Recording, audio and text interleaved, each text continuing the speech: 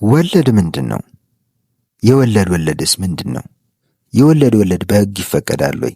በዛሬው ፕሮግራሜ ይህን የምነግራችሁ ይሆናል። ሰላም ሰላም፣ ክቡራትና ክቡራን ተከታታዮቼ እንደምን አላችሁ? እኔ በጣም ደህና ነኝ። ዛሬ ወደ ንግድ ሕግና ወደ ውል ሕግ ቀላቅለን እንገባና ስለ ወለድ የምነግራችሁ ይሆናል ማለት ነው። ወለድ ምንድን ነው? ሕጋዊ ወለድ ምጣኔስ ምን ያህል ነው? የወለድ ወለድስ በሕጉ ማዕቀፍ የተሰጠው ነው ወይ? ሕጋዊነቱስ ምን ያህል ነው የሚለውን በዝርዝር የምነግራችሁ ይሆናል ማለት ነው። ለዚህ ቻናል አዲስ የሆናችሁ ቻናሉን ላይክ፣ ሼር፣ ሰብስክራይብ በማድረግ አብራችሁኝ እንድትቆዩ በታላቅ ትህትናና አክብሮት ጋብዛለሁ። ቀጥታ ወደ ዛሬው ፕሮግራም ይገባለሁ።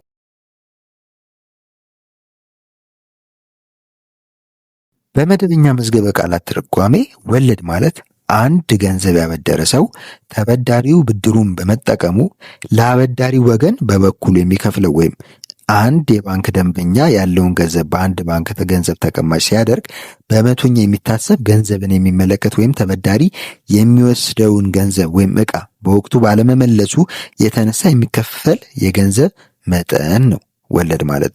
በተጨማሪም ወለድ በስምምነት ወይም ያለ ስምምነት ማለትም በሕግ አግባብ ሲወሰንና ሊከፈል ይችላል ማለት ነው።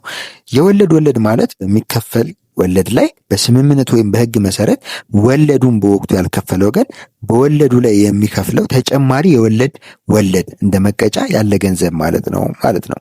ወለድን በተመለከተ የፍትሐ ብሔር ሕጉ አንቀጽ 1751 በግልጽ የሚያስቀምጠው ሕጋዊ ወለድ ወይም ሌጋል ሬት ኦፍ ኢንተረስት ማለት በውል ያልተወሰነ ወለድ ወይም ጥቅም ከፋይ የሆነ ሰው በዓመት 9% ወይም 9% ለወሰደው ገንዘብ ሂሳብ ይከፍላል በማለት ትርጓሜ ሰጥቶታል ወይም ደንግጓል።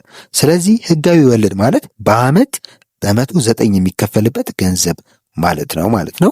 ወለድ ማለት ደግሞ ለተበደርነው ገንዘብ የአገልግሎት ክፍያ እንደ መክፈል አይነት ተደርጎ ሊወሰድ ይችላል ማለት ነው። የወለድ ወለድ ማለት ደግሞ ለክፍያው ሌላ እንደ መቀጮ ሌላ ክፍያ እንደማለት ውሰዱት ማለት ነው። ወለድ ከፍትሐ ብሔር ሕግ አንጻር እንዴት ይታያል የሚለው ጉዳይ እንዲሁም መያዝ ያለበት ጉዳይ ነው። የገንዘብ ዕዳ መክፈያ ጊዜ ካለፈ ምንም እንኳን በውላቸው አነስተኛ ወለድ ለመክፈል የተስማሙ ቢሆንም እንኳን በፍትሐ ብሔር ሕግ ቁጥር 1803 መሰረት ወደ ሕጋዊ 9% እንደሚከፈል ይደነግጋል። የፍትሐ ብሔር ሕግ ቁጥር 2478 ድንጋጌ ሕጋዊ ወለድን ላለመክፈል ሊስማሙ እንደሚችሉም ተመላክቷል። ይህን ማድረግ የሚችሉ ከሆነ ደግሞ የብድር ውል ሲዋዋሉ ወይም ውላቸው ያለ ወለድ ወይም በወለድ እንዲሆን ለማድረግ መብት እንዳላቸው ወይም ፍሪደም ኦፍ ዘ ኮንትራት እንዳላቸው ያሳያል ማለት ነው።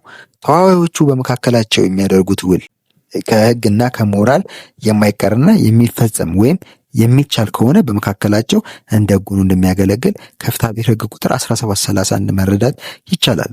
የፍትሐ ብሔር ሕግ ቁጥር 2479 ንዑስ አንቀጽ የብድር ውል የተዋዋይ ወገኖች ተበዳሪው ሊከፍለው የሚገባው የወለድ መጠን ወይም በወር ወይም በቀን ሳይሆን በዓመት ከ12% በላይ ሊበልጥ እንደማይችል ይደነግጋል ማለት ነው።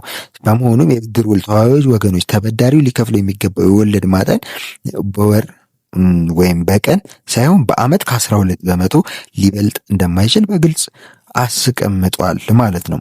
ስለ ውል አለመፈጸም ከወለድ ጋር ተያይዞ ስናነሳ የፍትሐ ብሔር የውል ሕግ ክፍል አንቀጽ 1803 ንዑስ አንቀጽ 2 ላይ የገንዘብ ዕዳን በማሳለፍ ስለሚከፈል ወለድን በተመለከተ በውለታው ውስጥ የበለጠ ወለድ የታሰበ እንደሆነ በዚሁ በከፍተኛ ወለድ መታሰቡን ይቀጥላል በማለት ደንግጎ ይገኛል።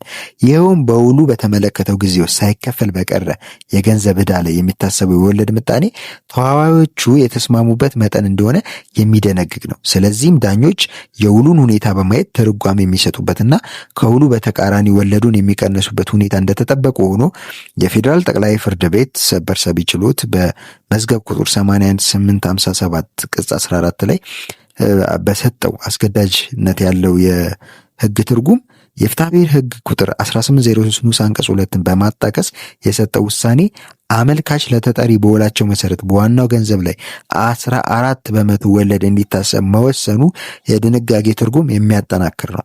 ይህም የሚያሳየው ማናቸውም ውሎች ከብድር ውል በስተቀር ተዋዋይ ወገኖች እስከፈለጉት የወለድ መጠን ድረስ መዋዋል ይችላሉ ሲል ነው። የብድር ውልን በተመለከተ ግን ተበዳሪው ወለድን እንዲከፍል የውል ቃል ከሌለ በቀር ለአበዳሪ ወለድ መክፈል እንደሌለበት የፍትሐብሔር ሕግ ቁጥር 2479 ያስረዳል። ይህ ማለት ግን ባለዕዳው ግዴታውን ባለመወጣቱና በውላቸው ላይ ወለድ ባይታሰብ እንኳን በፍርድ ቤት ለሚቀርብበት ክስ ኃላፊ ሲሆን በከሳሽ የሚጠየቀው እና በፍርድ ቤት የሚወሰነው ሕጋዊ ወለድን ያስቀራል ማለት አይደለም ማለት ነው። ምንም እንኳን ገንዘብ ሲያበደረው ወለድ ባይጠይቀውም ግን ግዴታውን ለመፈጸሙ ምክንያት ጉዳዩ ወደ ፍርድ ቤት ሲሄድ ወለድ አይጠይቅም ማለት አይደለም ማለት ነው። ስለዚህ ወለድ ሊጠይቅ ይችላል፣ ሕጋዊ ወለዱን ሊጠይቅ ይችላል ማለት ነው።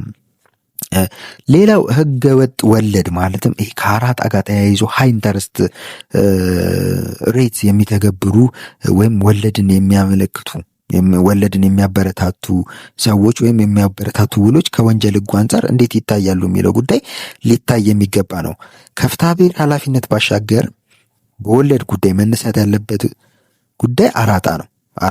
አራጣን በተመለከተ በኢትዮጵያ ወንጀል ሕግ የህሊና ወይም የሰው ችግር መሰረት በማድረግ በሚፈጸሙ ወንጀሎች ስር በአንቀጽ 712 መሰረት ከብድር ውል ጋር የሚያያዝ ሲሆን ድንጋጌው ማንም ሰው የተበዳዩን ችግረኝነት፣ የበታችነት ወይም የገንዘብ ችግሩን የመንፈስ ደካማነቱም ወይም ልምዱን ወይም ችሎታውን የሌለው መሆኑን መሰረት በማድረግ በሕግ ከተፈቀደው ወለድ በላይ ገንዘብ ያበደረ እንደሆነ ወይም ካበደረው ገንዘብ ጋር በግልጽ ተመጣጣኝነት የሌለው ንብረት በምትኩ እንዲሰጠው ያደረገው ወይም ቃል ያስገባው እንደሆነ በቀላል እስራት ወይም እንደ ነገሩ ሁኔታ ከ5 ዓመት በማይበልጥ ጽኑ እስራት መቀጮ ይቀጣል ሲል ወለድን አስመልክቶ ከአራጣ ጋር እያይዞ ድንጋጌው አስቀምጧል ማለት ነው።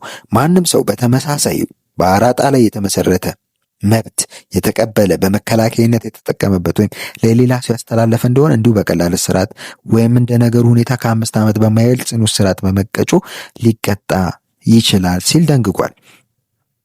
የዚህ ድንጋጌ ቅድመ ሁኔታዎችም ሲታዩ የተበዳዩን ችግረኝነት በማየት የበታችነቱን ወይም የገንዘብ ችግሩን ወይም የመንፈስ ደካማነቱን ወይም ልምድ ወይም ችሎታ የሌለው መሆኑን መሰረት በማድረግ በሕግ ከተፈቀደው ወለድ በላይ የገንዘብ ያበደረ ሰው በመቀጮ ሊቀጣ ይችላል ሲል በወንጀል ሕጉ አንቀጽ 712 ላይ በግልጽ አስቀምጧል ማለት ነው።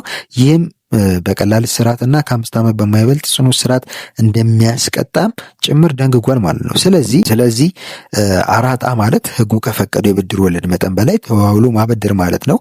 ስለዚህ ከወለድ ጋር ተያይዞ አንድ የሚነሳ ጉዳይ ነው ማለት ነው። ባንኮች የፍትሐብሔር ሕጉ ላይ ባለው 12% በላይ ወለድ ብድር ሕጋዊነቱ ምን ያህል ነው? ባንኮች እንግዲህ አሁን 12% አያበድሩም፣ በ9% በሕጋዊ ወለድ አያበድሩም። የዚህ ሕጋዊነት ከየት መጣ የሚለውን ለማየት እንሞክር። የኢትዮጵያ ብሔራዊ ባንክ የገንዘብ ብድር አቅርቦት በተፈለገው መጠን መገኘትና እንዲሁም የወለድ ተመንን ለሌሎች ክፍዮች የመወሰንና የመቆጣጠር ስልጣን ተሰጥቶታል። ብሔራዊ ባንኩ በአዋጅ ቁጥር 591/2000 ዓ.ም አንቀጽ 5 ንዑስ አንቀጽ 4 እና በመመሪያ ቁጥር 12/2010 መሰረት የብድር ውል ለደንበኞቻቸው በሚሰጡበት ወቅት ላበደሩት ብድር የወለዱ ምጣኔ በራሳቸው እንዲወስኑ ስልጣን ሰጥቷቸዋል ማለት ነው። ስለዚህ ከፍትሐብሔር ሕጉ ጋር አይገናኝም ማለት ነው። ስለዚህ ወለድን በባንክን የሚመለከት ወለድ ማውጣትና የመቆጣጠር ስልጣን ያለው የመወሰንን ስልጣን ያለው ብሔራዊ ባንክ ነው። ብሔራዊ ባንክን በመመሪያ ቁጥር 12/2010 መሰረት የብድር ውል ለደንበኞቻቸው በሚሰጡበት ባንኮች ላበደሩት ብድር የወለዱን ምጣኔ በራሳቸው እንዲወስኑ ስልጣን ሰጥቷቸዋል። በመሆኑም ባንኮች በሚሰጡት ብድር ላይ የሚታሰበው የወለድ ምጣኔ ከላይ እንደተመለከተው በፍትሐብሔር ሕጉ እንደተመለከተው የወለድ ጣራው በዓመት እስከ 12% ብቻ ሳይሆን ከዛም በላይ ማድረግ ይችላሉ ማለት ነው። ሌሎች የፋይናንስና የብድር ቁጠባ ተቋማትን በተመሳሳይ ከፍትሐብሔር ሕጉ 12% በላይ የሆነ ወለድ ምጣኔ ሊያስከፍሉ ይችላሉ። የዚሁ የብሔራዊ ባንክ አዋጅና መመሪያዎቹም ይህንን ያረጋግጣሉ ማለት ነው። ስለዚህ በመመሪያ ቁጥር 12/2010 በብሔራዊ ባንክ በሰጣቸው መመሪያ ባወጣው መመሪያ በመመሪያ ቁጥር 12/2010 መሰረት ባንኮች የወለድ ምጣኔያቸውን በፍትሐብሔር ሕጉ በላይ ከፍትሐብሔር ሕጉ በላይ 12% ማድረግ ይችላሉ ማለት ነው። ሌላኛው እዚህ ጋር ልናየው የሚገባው ነገር የወለድ የሚለውን ጉዳይ ነው። የወለድ እና ሕጋዊ ቅቡልነቱን ነው። የፍትሐብሔር ሕግ ቁጥር 1804 ንዑስ አንቀጽ 1 ወለድን በተመለከተ መርሁ በብድር ውል ላይ ተዋዋይ ወገኖቹ ወለዱን ከዋናው ገንዘብ ጋር ተጨማሪ ሆኖ ወለድ ወለድ ይወልዳል ብለው አስቀድመው ለመዋዋል እንደማይችሉ ነው። በዚህ የህግ ድንጋጌ መሰረት በብድር ውል ግንኙነት ላይ የወለድ ወለድ የተከለከለ ነው ማለት ነው። የወለድ ወለድ በህጉ የተከለከለ ነው። በወለድ ላይ ወለድ በመርህ ደረጃ የሌለ ሲሆን በልዩ ሁኔታዎች የወለድ ወለድ ሊኖርበት የሚችሉ ሁኔታዎች ግን በዚሁ በፍትሐ ብሔር ህግ ቁጥር 1804 ንዑስ አንቀጽ 1 ስር የተደነገገ ሲሆን ባለ ዕዳው በየጊዜው የሚከፍለው ገንዘብና ለባለ ገንዘቡ እንደ ገቢ በተወሰነ ጊዜ የሚገኝ እንጂ የተከማቸ ዕዳን አያመለክትም ማለት ነው። ዕዳው ለማስከፈል በፍርድ ቤት ባለ ገንዘቡ ክስ ሲመሰረትና ባለ ዕዳው ለ1 ዓመት ክፍያውን ሳይከፍል የቀረ እንደሆነ ባለ ገንዘቡ ባለ ዕዳውን የሚጠይቀው የ1 ዓመት ክፍያ ሲሆን ነው። ባለ ገንዘቡ ያለውን መብትና ባለ ዕዳው ያለበትን ግዴታ በተነጻጻሪ ሁኔታ ባለ ዕዳው የ1 ዓመት ዕዳ ካለበትና ይህንኑ ጥያቄ በፍርድ ቤት ክስ መስርቶ በባለ ገንዘቡ ከተጠየቀ ባለ ገንዘቡ ባለ ዕዳው ላይ ካለው ያልተከፈለ ዕዳና ወለድ በተጨማሪ የወለድ ወለድ እንዲከፍለው መጠየቅ መብት እንዳለው መደንገጉ ባለ ዕዳው 1 ዓመት የባለ ገንዘቡ መብት በማቆየቱ ያጣውን መብት በማየትና ባለ ዕዳው ቶሎ መክፈል ያለበት መሆኑን ለማሳየት እና ዕዳውን በአስቸኳይ የዕዳውን አስቸኳይነት ለማየት ያሰበ እንጂ ያለ አግባብ ለመበልጸግ አይደለም በሚል ይተረጉማል። በብድር ለተሰጠው ወለድ መጠየቂያ ጊዜ የፍትሐ ብሔር ህግ ቁጥር 2024 መሰረት ዕዳው እንዲከፈል መጠየቅ የሚገባው ቀን ጀምሮ እስከ 2 ዓመት የተወሰነ ጊዜ አለው በማለት ይደነጋል። በመሆኑም ልብ ሊባል የሚገባው ጉዳይ የወለድ ወለድ ቤዚካሊ ወይ በመርህ ደረጃ ቅቡልነት የለውም። ነገር ግን አንዳንድ ሁኔታዎች ላይ የወለድ ወለድ ሊጠየቅበት የሚችልበት ሁኔታ እንዳለ ነው ማለት ነው። ለዛሬ ያስኩላችሁ ፕሮግራም ይሄንን ይመስላል። በቀጣይ ሌላ መሰረታዊ የህግ ፕሮግራም እስከምንገናኝ መልካም ጊዜ፣ ቸር እንሰንብት።